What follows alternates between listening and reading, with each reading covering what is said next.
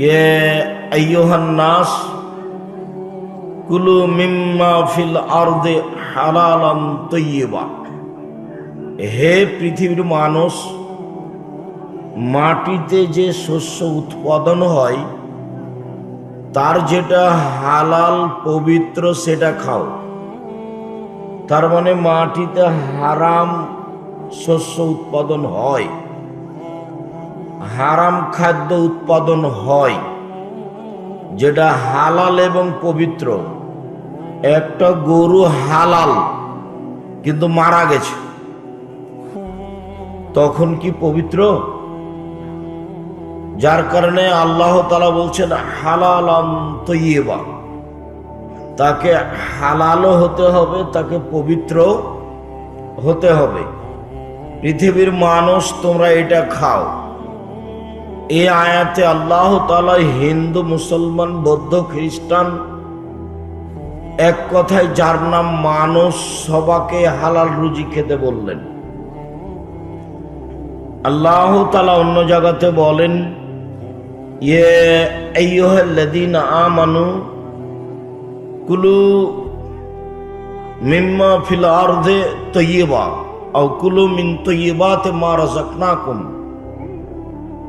হে ঈমানদারগণ, পুরুষ নারী যারা তোমরা আল্লাহকে বিশ্বাস করো, রাসূলকে বিশ্বাস করো, পরকাল, জাহান্নাম, জান্নাত, কিয়ামত, ভাগ্যকে বিশ্বাস করো, তোমরা আমি যে রুজি দিয়েছি তার হালালটা খাও।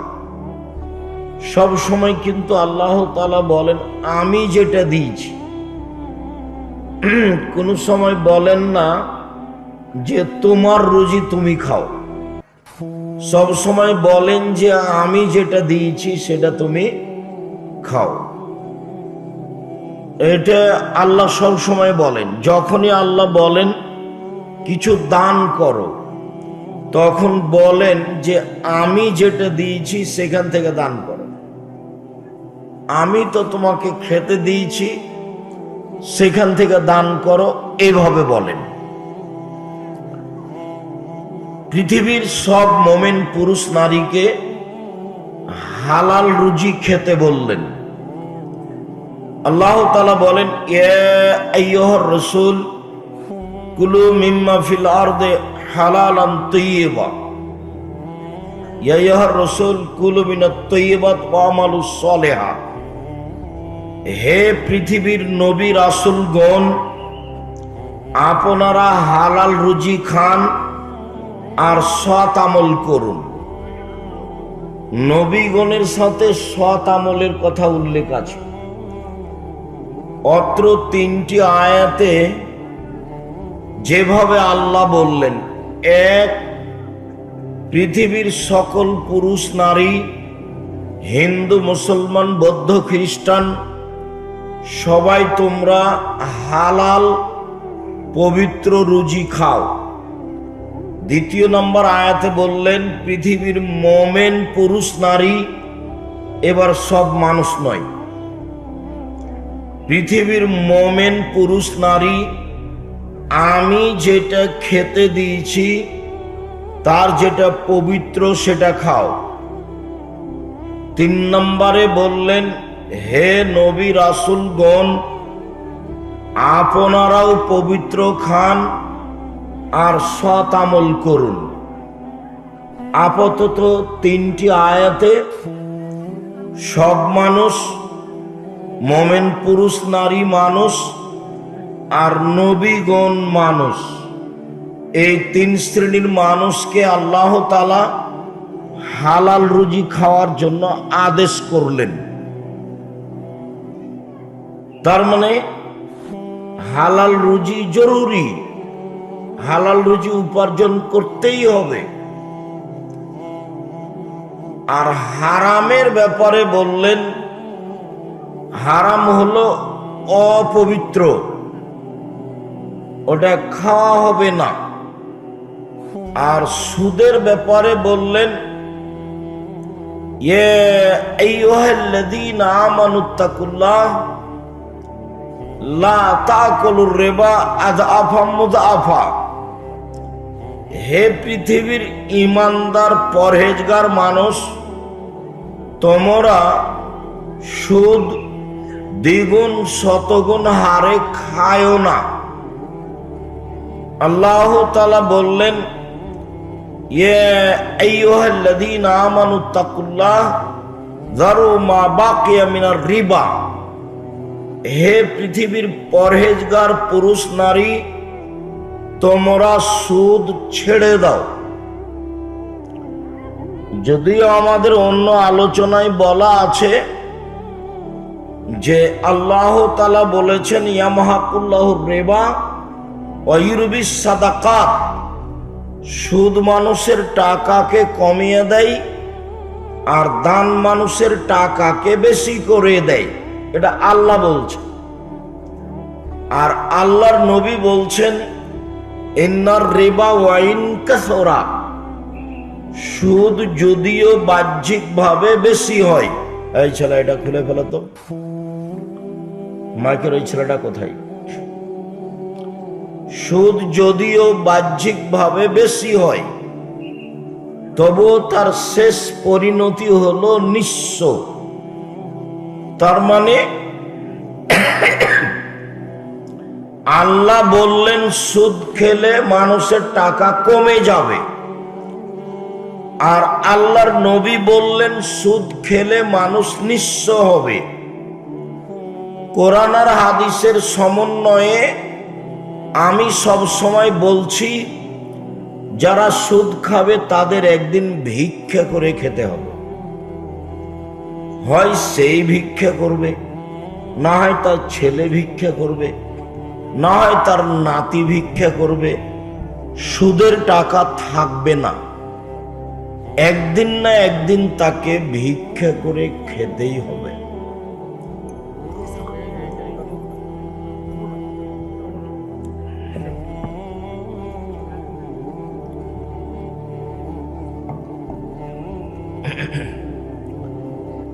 তো আল্লাহ তাআলা বললেন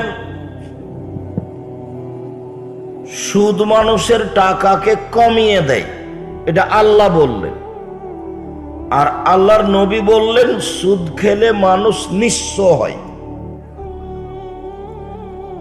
তো কোরআন হাদিসের সমন্বয়ে আমি বললাম যে যারা সুদ খায় তারা একদিন কি করে খাবে? ভিক্ষা করে খাবে। এই টাকা থাকবে না।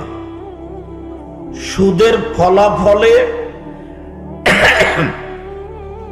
সব টাকা কিছু মানুষের হাতে চলে যাবে, আর সুদের ফলাফলে পৃথিবীর সব টাকা পৃথিবীর কিছু দেশে চলে যাবে, বাকি দেশগুলি দেউলিয়া হয়ে যাবে। এইটা হলো সুদের ফলাফল। সম্মানিত দিনী ভাই বোন, এইবার চলেন আল্লাহর নবী একটু হালাল রুজি সম্পর্কে কি বলেন। আবু হুরায়রা রাদিয়াল্লাহু তাআলা আনহু বলেন, এই ছেলেরা, জায়গা সংকীর্ণ, জায়গার তুলনায় উপস্থিতি অনেক বেশি। অতএব প্রথমে আমরা আপনাদেরকে অনুরোধ করি, আপনারা যে যেখানে আছেন, দাঁড়িয়ে হোক বসে হোক, কষ্ট করে হলেও কিছুক্ষণ কথা শুনবেন। 10 মিনিট শুনে হাঁটতে থাকবেন। এই নোংরা আচরণ দেখাবেন না, আর এখন কোনো কাজ করবেন না। মহিলাদের জায়গা মহিলাদের তুলনায় একেবারেই কম। যারা আপনারা দিনী বোনেরা আছেন, সম্ভব হলে বসেন, সম্ভব না হলে এক পাশে দাঁড়িয়ে কিছুক্ষণ কথা শোনেন। আপনাদের আমরা কিছু না কিছু উপকার করবই করব ইনশাআল্লাহ। তার মধ্যে একটা কথা বলে রাখি। এই মেয়ে, কথা বলছো কেন? বলছি আমি যে চুপ থাকো, কথা বলছো কেন? মেয়ে মানুষ, শরম করো না কেন? শরম বেঁচে খেয়েছো? লজ্জা করো না কেন? লজ্জা শরম বেঁচে খেয়েছো নাকি? ঢং ঢং করে কথা বলতে বলতে এসেছো, আবার ঢং ঢং করে কথা বলতে বলতে চলে যাও কেন? তোমাদের পিতা কঠোর হাতে তোমাদের দেখাশোনা করে না? তোমাদের স্বামীরা কঠোর হাতে তোমাদের দেখাশোনা করে না? মুখ বন্ধ রাখো। কাউকে কিছু বলতে হলে হাতের ইশারায় বলবা, একবারে টোটালি মুখ বন্ধ রাখো। দেখো, আব্দুর রহমান আউফ বলছেন যে আল্লাহর নবী বলেছেন, ইন্নাল মারআতা ইযা সাল্লাত খামসাহা, নিশ্চয়ই মহিলারা যখন 5 ওয়াক্ত সালাত আদায় করে, অসামাত শাহরাহা, রমজান মাসের সিয়াম পালন করে, ও আতাদ বালাহা, স্বামীকে মেনে চলে, অহাসানাত ফারজাহা, জেনায় লিপ্ত হয় না, ফালতাদখুল মিন আইয়ি বাব মিন আবওয়াবিল জান্নাহ শাআ, তখন ও জান্নাতের যে কোনো দরজা দিয়ে ঢুকতে পাবে। কথা তো আমি বলিনি, কথা মুহাম্মদ সাল্লাল্লাহু আলাইহি সাল্লাম বলেছেন। 1, 5 ওয়াক্ত সালাত, 2, রমজান মাসের সিয়াম, 3, স্বামীকে মেনে চলা, তিতা লাগলেও মানতে হবে, মিঠা লাগলেও মানতে হবে। আপনি বলছেন যে আমার স্বামীর মুখ খুব খারাপ, সেই জন্য তাকে মানতে, তার সাথে বসতে উঠতে ভালো লাগে না, সপ্তাহ যায় মাস যায় তার সাথে কথা বলেন না, খাওয়ার পানি বলেন মেয়েকে তোর বাপকে খাওয়ার দিয়াই, বৌমাকে বলেন তোমার শ্বশুরকে পানি দিয়ে আসো, আর আপনি কোনো সময় পানি নিয়ে গেলেও থপস করে এভাবে দিয়ে হেঁটে চলে যান, তো এইটা তো হবে না। আপনি সংসার খোলা করে নেন, আপনার পূর্ণ অধিকার আছে, কাজী সাহেবের কাছে গিয়ে আপনি খোলা তালাক করে নেন, আর এক জায়গায় বিবাহ বসেন, কোনো সমস্যা নেই, পূর্ণ অধিকার আছে। স্বামী যেমন তালাক দিতে পারে, আপনিও তেমন খোলা তালাক নিতে পারেন। এই সংসারে থাকলে কথা বলেই থাকতে হবে, এই সংসারে থাকলে তাকে মেনেই চলতে হবে, এ কথাই ঠিক। নারীরা যখন 4টা কাজ করে, 1, 5 ওয়াক্ত সালাত, 2, রমজান মাসের রোজা, 3, স্বামীকে মেনে চলা, 4, জেনায় লিপ্ত না হওয়া, তখন তার জন্য সব দরজা খোলা। এই কথা তো আমরা বলিনি, এই কথা মুহাম্মদ সাল্লাল্লাহু আলাইহি সাল্লাম বলেছেন। স্বামীকে মেনেই নিতে হবে। যতবার জান্নাতের কথা এসেছে ততবার কথার সাথে স্বামী জড়িয়ে আছে। আল্লাহ রাসূল একদিন বলছেন, শোনো, খায়রুন নিসায়ে, মহিলাদের মধ্যে সবচেয়ে ভালো মহিলা সেই কে, এই যে আমারা আতাআত, স্বামী আদেশ করলে পালন করে যে, সেই হলো সবচেয়ে ভালো নারী। 2, ওয়াইদা নাজারা ইলাইহা সাররাতু, স্বামী কথা বললে হাসি মুখে বলে। ওয়াইজা গাবা আনহা হাফেজাতু, স্বামী বাড়িতে না থাকলে নিজেকে কন্ট্রোলে রাখে, মোবাইলে কারো সাথে গল্প করে না, জেনায় লিপ্ত হয় না, স্বামীর অবর্তমানে মোবাইল ব্যবহার করে না। এই 3টে গুণ আছে যার, সেই হলো পৃথিবীতে সবচেয়ে ভালো নারী। তো স্বামীর সাথেই তো কথা জড়িয়ে গেল। 1, স্বামীর সাথে কথা বললে হাসি মুখে বলে। 2, স্বামী আদেশ করলে পালন করে। 3, স্বামী বাড়িতে না থাকলে নিজেকে হেফাজতে রাখে। এই হলো সবচেয়ে ভালো নারী। কথা তো আমি বলিনি, এইভাবে কথা মুহাম্মদ সাল্লাল্লাহু আলাইহি সাল্লাম বলেছেন। শান্তি এখানেই আছে। বলবা আমি হচ্ছি দিনাজপুরের গ্রামের মেয়ে, একটু লবণ ভাত হলেই যথেষ্ট, শাড়ি মোটা হোক চিকন হোক তাতে আসে যায় না, পাউডার আসকারা মাস্কারা সোনো মনো কিছু থাকলেই কি আর না থাকলেই কি, আমার পক্ষ থেকে কোনো প্রকার অভিমান থাকিবে না। অভিমান মানে এই রোজা ঈদে তুমি একটা আমাকে শাড়ি দিবা, তার নাম অভিমান। কুরবানি ঈদে তুমি আমাকে একটু স্বপ্নপুরী নিয়ে যাও, তার নাম অভিমান। তো যখন এইটা হবে না ওইটা হবে না, অভিমান যখন দুই একটা হবে না, তখন শয়তান ওকে বলিয়ে নেবে, বল বল বল তোর স্বামীকে বল যে তুমি আমার কোনো কথাই মানো না। তুমি তো একটা শাড়ি দেওনি, তুমি তো আমাকে স্বপ্নপুরী নিয়ে গেলে না, স্বপ্নপুরীর মুখের উপরে ছবি আছে, ওখানে যাবেন কিভাবে? মূর্তি আছে। আমার তো টয়লেট পেপার পেশাব পায়খানার জন্য যাব না, আমি যদি পেশাবের প্রয়োজন লাগে ওখানে যাব না, অন্য জায়গায় যাব, খানিক দেরি করে কোন রকম কষ্ট করে পার হয়ে যাব। তোমার যাওয়া কেমনে সাজে? মানুষের বিবেক বিবেচনা পশুর মতো হয়ে যাবে, মানে থাকবে না। আল্লাহ নবী বলছেন সেদিন তোমাদের কি হবে, যুগের কি হবে, সেদিন তোমাদের কি হবে, যুগের কি হবে। সমাজে যেদিন কোনো মানুষের বুদ্ধি বিবেচনা থাকবে না, সবাই যেদিন আগাছা ঘাস হয়ে যাবে, ঘাস। ধান গাছ রাখে আর মানুষ কি গাছ উঠিয়ে ফেলে? ঘাস উঠিয়ে ফেলে।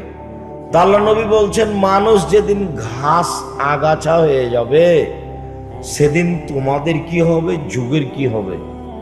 যেদিন মানুষ ওয়াদা অঙ্গীকার পূর্ণ করবে না, সেদিন তোমাদের কি হবে, যুগের কি হবে। যেদিন মানুষের মতবিরোধ এইভাবে বেড়ে যাবে, ডান হাতের আঙ্গুল যেমন বাম হাতের আঙ্গুলের মধ্যে ঢুকে গেল, কেউ কারো কথা মানবে না, বড় ছোট কেউ কারো কথা মানবে না। মসজিদে মারামারি, মাদ্রাসাতে মারামারি, রাস্তাঘাটে মারামারি, কেউ কাউকে মানে না। সেদিন তোমাদের কি হবে, সেদিন যুগের কি হবে।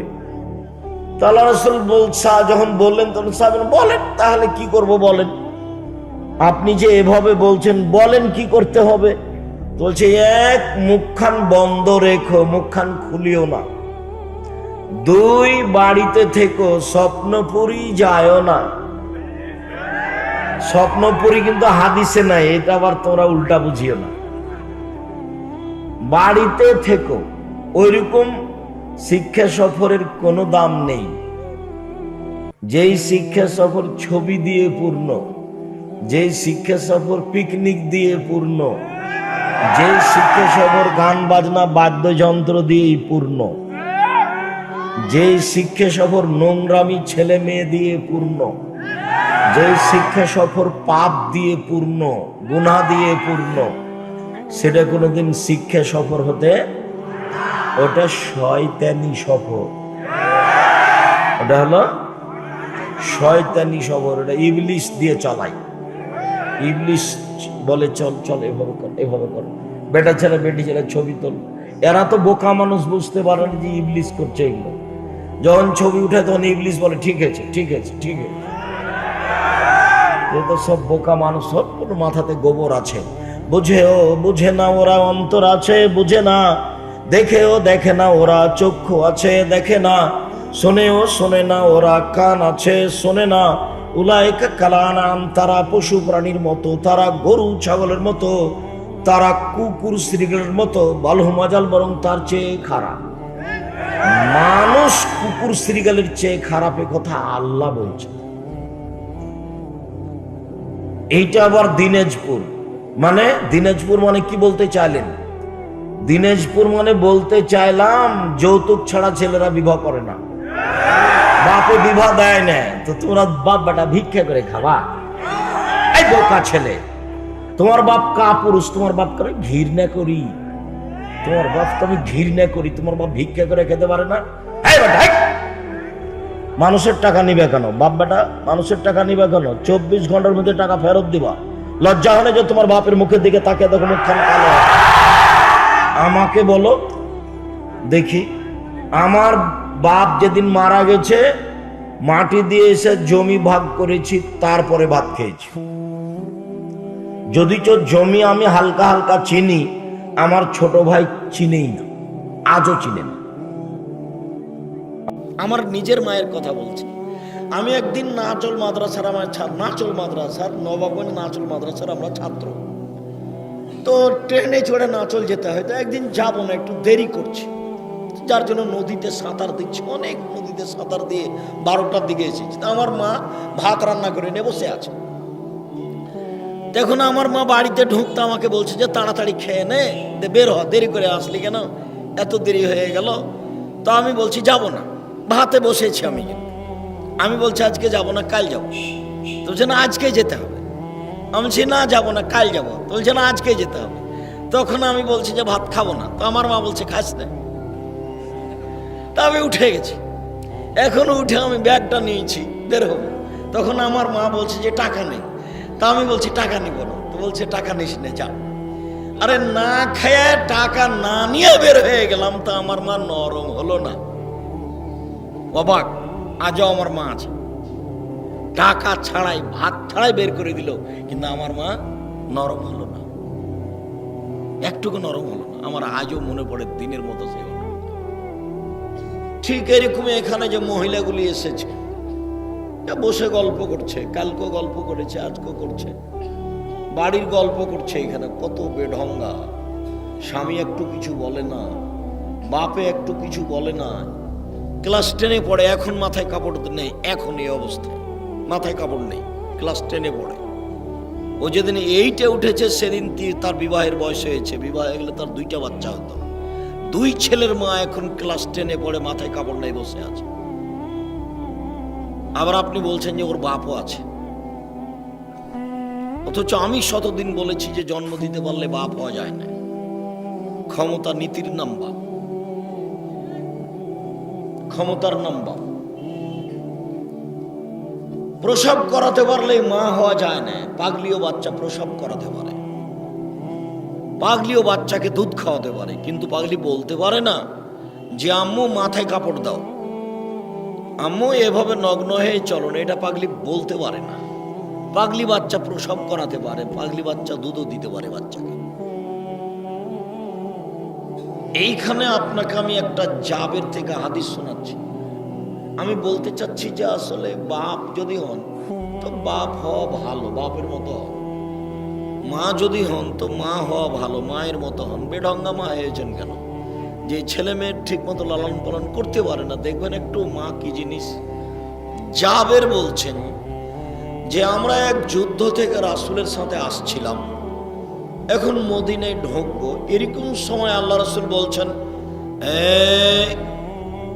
সবাই এখানে অবস্থান করো, আমরা সকালে মদিনায় প্রবেশ করব। তো আমি জাবের বলছি আল্লাহর নবী, আমি নতুন বিবাহ করেছি, আমাকে বাড়ি যেতে দেন। তখন আল্লাহ রাসূল আমাকে বলছেন জাবের, তুমি নতুন বিবাহ করেছ, বিকরানাম সাইয়্যিব, তো নতুন যে বিবাহ করেছো কুমারী মেয়ে বিবাহ করেছো না তালাক প্রাপ্তা মেয়ে বিবাহ করেছো? তখন জাবের বলছেন সাইয়্যিব, আল্লাহর নবী আমি তালাক প্রাপ্তা মেয়ে বিবাহ করেছি, ওর আগে বিবাহ হয়েছিল, ওর স্বামী ছেড়ে দিয়েছে, ওকে আমি বিবাহ করেছি। তখন আল্লাহর নবী বলছেন হাল্লা বিক্রাম তুলাইবকা, আরে তুমি একটা কুমারী মেয়ে কেন বিবাহ করলে না? তুমি তার সাথে খেলতে, ও তোমার সাথে খেলতো। আরে তুমি একটা অবিবাহিতা মেয়ে কেন বিবাহ করলে না? তুমি তার সাথে খেলতে, ও তোমার সাথে খেলতো। আল্লাহ রাসূল যা বললেন এদিক থাক। এখন দেখেন জাবের কি বলছে। এই ছেলে, এই কথা ধরে রাখি, এটা তোমার মায়ের জন্য জরুরি, শুধু তোমার মাকেই বলছে। এখন তোমার বোনটা এখানে মাথায় কাপড় না দিয়ে বসে আছে, এটা তোমার মায়ের কারণে ঘটেছে। তোমার মা বাচ্চা প্রসব দিতে পারে, তবে ও মা হতে পারেনি, ও জানেই না মা কাকে বলে। এই ছেলে, তোমার বাপ দায়ী, তোমার মা দায়ী, আমি দায়ী নাকি? রাসূল সাল্লাল্লাহু আলাইহি ওয়াসাল্লাম বলেছেন 3 শ্রেণীর মানুষ জাহান্নামে যাবে, তার মধ্যে তোমার বাপ আছে। এ কথা আমি বলিনি, এ কথা মুহাম্মদ সাল্লাল্লাহু আলাইহি ওয়াসাল্লাম বলেছেন, আমি একজন অনুবাদক। এই ছেলে, তুমিও রেডি হও।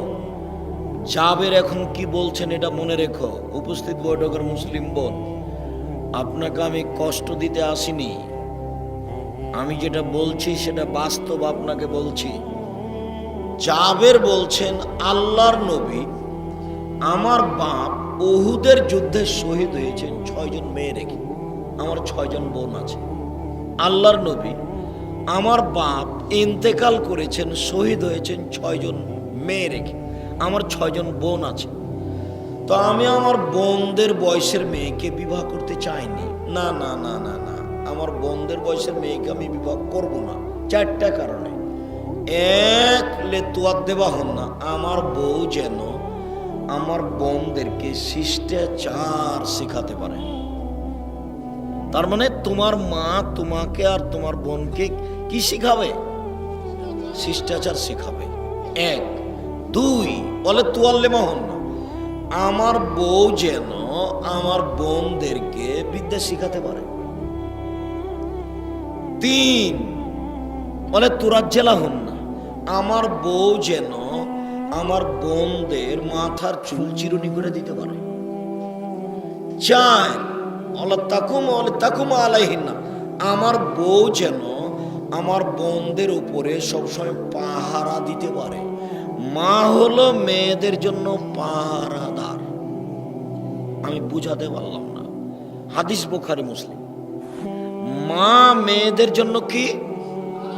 পাহারাদার, সব সময় চোখের উপরে। খালেদা কোথায়? এই কালকে যে 1টার সময় স্কুল থেকে এসেছিলে, আজকে 1:20 হলো কেন? 20 মিনিট খুঁজে বের করতে হবে মাকে। মা পাহারাদার। গত রাত্রে ছেলে এশার সালাত আদায় করে এসেছিল 9টার সময়, আজকে 9:20। তো আপনার মা, আপনার কথাই বলছি, এই ছেলে তোমার কথাই বলছি, তোমার মা এশার সালাত আদায় করে সুন্নাত পড়তে যাবে, আল্লাহু আকবার বলতে যাচ্ছে, তখন তুমি দরজায় বলছো আসসালামু আলাইকুম। তোমার মা আর সুন্নাত পড়তে পাবে না। সুন্নাত বাদ দিয়ে তোমাকে বলবে, আব্বু। জি আম্মু বলেন। আব্বু কাল তো 9টার সময়তে এসেছিল আব্বু, আজকে 9:20 হলো, 20 মিনিট কোথায় গেল আব্বু? তোমার মায়ের সুন্নাত পড়া সুন্নাত, আর এই 20 মিনিট খুঁজে বের করা ফরজ। আমি মনে হয় বুঝাতে পারলাম না। আবার বলবো, আবার বলি, আপনার ছেলেটা কালকের এশার নামাজ পড়ে কয়টার দিকে এসেছিল? 9টায়। এখন আপনি বা আপনার স্ত্রী ফরজ নামাজ পড়েছেন, 9টা বেজে গেছে, সুন্নাত পড়তে যাবেন, সালাম ফিরে একটু তাসবিহ তাহলিল করছেন, সুন্নাত পড়তে যাবেন, দাঁড়িয়েছেন। ইতিমধ্যে ছেলেটা দরজায় এসে সালাম দিল, কিন্তু আজকে কয়টার দিকে সালাম দিয়েছে? 9:20-এ। এখন আপনি বা আপনার স্ত্রী সুন্নাত পড়বেন না তার খোঁজ নেবেন 20 মিনিট কোথায় থাকলো? 20 মিনিট খোঁজ নেবেন, এটা ফরজ। আর যে সুন্নাত পড়বেন এটা হলো সুন্নাত। বুঝাতে পারিনি? এরই নাম মা হলো পাহারাদার। মা শিষ্টাচার শিখাবে। আরে মাই তো শিষ্টাচার জানে না। মা কত বেঢঙ্গা বেয়াদব মহিলা। মা তার ছেলেকে চুপাচ্ছে ওই মোবাইলের দিয়ে, কার্টুন দিয়ে, কার্টুন ধরে আছে। দেখনি তোমাদের চোখে পড়ে না? আব্দুর রাজ্জাক সাহেব, আমাদের চোখে পড়া মানে কি? আমার মাকে দেখছি যে কার্টুন দেখিয়ে ছেলেকে কি করছে। তো আল্লাহ কি তোমার মায়ের দুধকে নষ্ট করে দিয়েছে? এই বোকা ছেলে, বাচ্চাকে চুপ হতে হয় কি দিয়ে? দুধ দিয়ে। মা বাচ্চাকে এতদিন যাবত কি দিয়ে চুপালো? তোমার বাচ্চারা তো 10-12 ভাই বোন, তোমার মায়ের 12-14টা ছেলে মেয়ে। তোমার মা, তোমার বাপ চাচারা 12-14 ভাই বোন, তোমার দাদির সবকে তোমার দাদি কি কার্টুন দেখিয়ে চুপিয়েছে না দুধ খাইয়ে চুপিয়েছে? দুধ খাইয়ে চুপিয়েছে। তো তোমার মার একটাই বাচ্চা, তো কত খাওয়ার ব্যবস্থা, তবুও কেন কার্টুন দেখাচ্ছে? কোন বেঢঙ্গা মহিলা ও মানুষ? কার্টুন দেখিয়ে বাচ্চাকে চুপাচ্ছে, আশ্চর্য কথা। কিসের শিষ্টাচার? কিসের শিষ্টাচার? শিষ্টাচার কি জিনিস? তোমার মা পেশাব পায়খানায় জানে না,